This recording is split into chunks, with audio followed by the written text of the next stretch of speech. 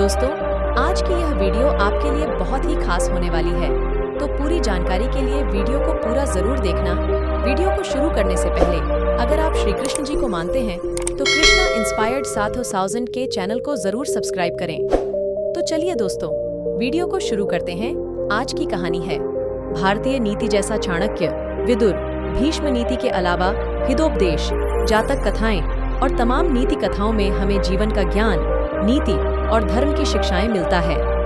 उन्हीं में से हम खोज कर लाए हैं कुछ ऐसी बातें जो आपको दूसरे लोगों से गोपनीय रखनी चाहिए। हमने यहाँ पुराने समय में प्रचलित ऐसी 10 बातों को संकलित किया है जो पौराणिक किताबों में मिलती है। हालांकि आजकल इन बातों का कोई महत्व नहीं रहा, फिर भी कुछ लोग उनको मानते हैं। कोई व्यक्ति अगर आपसे हर तरीके से आपके राज जानने का प्रयास कर रहा है तो समझ जाएं कि वह आपका हितैषी तो कतई नहीं है।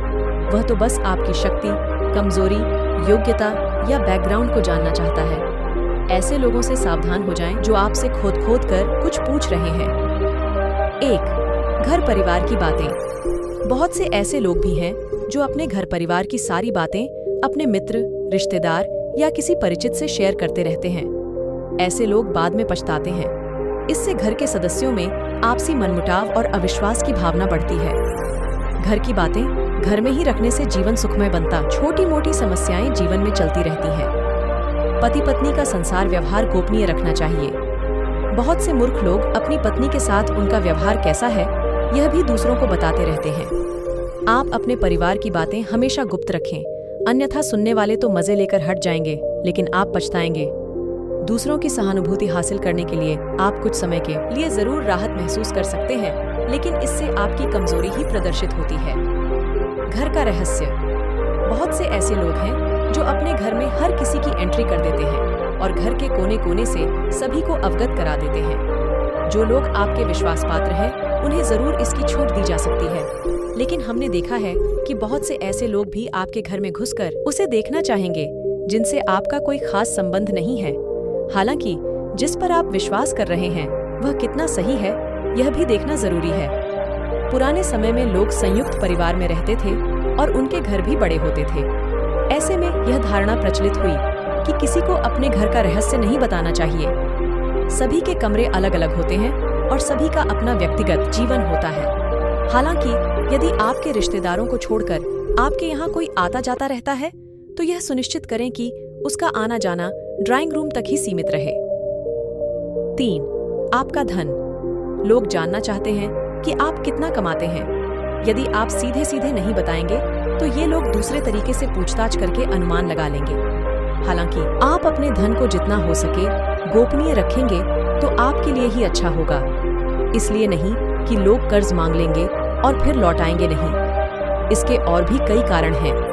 धन को अपने परिचित या रिश्तेदारों से गोपनीय ही रखने की सलाह दी जाती रही है, लेकिन ध्यान रखें, अपनी पत्नी से गोपनीय रखेंगे तो आपके लिए वही धन दुखदायक साबित होगा। इसलिए आप इस बारे में अच्छे से सोच विचार कर लें। अपना अपमान। यदि सार्वजनिक रूप से आपका अपमान किया जा रहा है तो उसका जमकर प्रतिकार करें। फिर भी व्यक्ति को बहुत से मामले में कभी कभी मजबूरीवश अपमान झेलना पड़ता है। अपमान को दिमाग में ज्यादा दिन तक नहीं पालें, बल्कि इस पर विचार करें कि दोबारा कोई आपके साथ ऐसा नहीं कर पाए। यह भी याद रखें, यदि आप अपने अपमान को प्रचारित करेंगे तो फिर कई लोग आपका अपमान करने लगेंगे, क्योंकि लोगों को आपके साथ कभी सहानुभूति नहीं रहती है। जो लोग किसी की सहानुभूति अर्जित करना चाहते हैं वही अपने अपमान के बारे में किसी से चर्चा करते हैं। 5. अपनी अयोग्यता या कमजोरी। हालांकि बहुत सी जगह या मामले में इसे गोपनीय रखना घातक भी सिद्ध हो सकता है, लेकिन बहुत से मामलों में इसे उजागर करने से आपको लोग कमजोर समझकर आपके साथ गलत व्यवहार करने लगेंगे या आपको मानसिक रूप से दबाने लगेंगे। इसीलिए इस बारे में आप अच्छे से विचार कर लें कि कब, कहां, कौन सी कमजोरी गोपनीय रखना है, या मामले में इसे गोपनीय रखना घातक भी सिद्ध हो सकता है, लेकिन बहुत से मामलों में इसे उजागर करने से आपको लोग कमजोर समझकर आपके साथ गलत व्यवहार करने लगेंगे या आपको मानसिक रूप से दबाने लगेंगे। इसीलिए इस बारे में आप अच्छे से विचार कर लें कि कब, कहां, कौन सी कमजोरी गोपनीय रखना है। कमजोरी और अयोग्यता में फर्क करना भी सीखें। 6. मन की बात। मन में बहुत सी ऐसी बातें होती हैं जिनको जग जाहिर करने से आप अपने आसपास संकट खड़े कर सकते हैं। हो सकता है कि आपके मन में किसी बात को लेकर अवसाद हो, क्रोध हो या घृणा हो।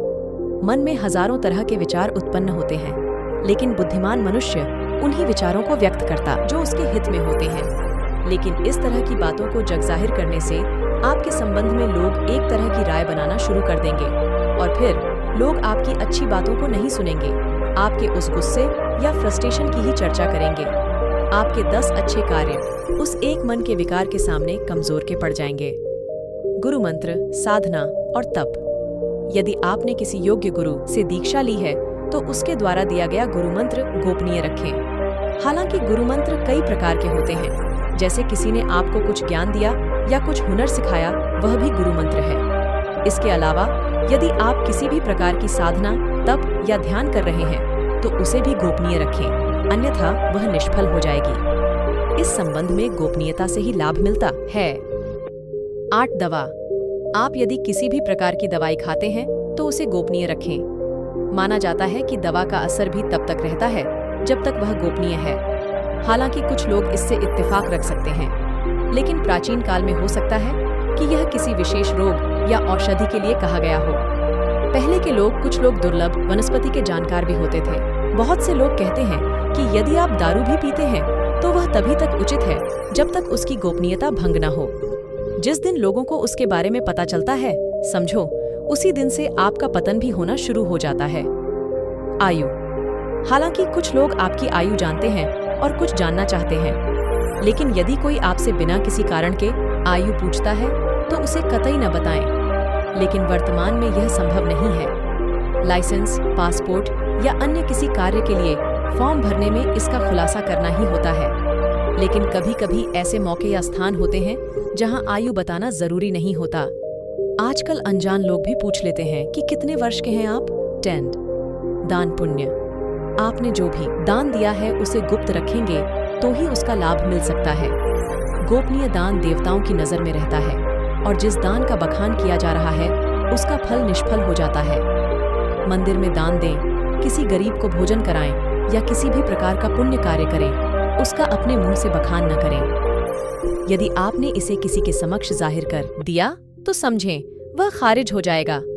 यदि आपको यह कहानी पसंद आया तो प्लीज चैनल को सब्सक्राइब, लाइक, कमेंट, शेयर दोस्तों के साथ जरूर करें, ताकि मैं आपके लिए ऐसी ही मोटिवेशनल वीडियो हमेशा लाता रहूंगा। Thank you.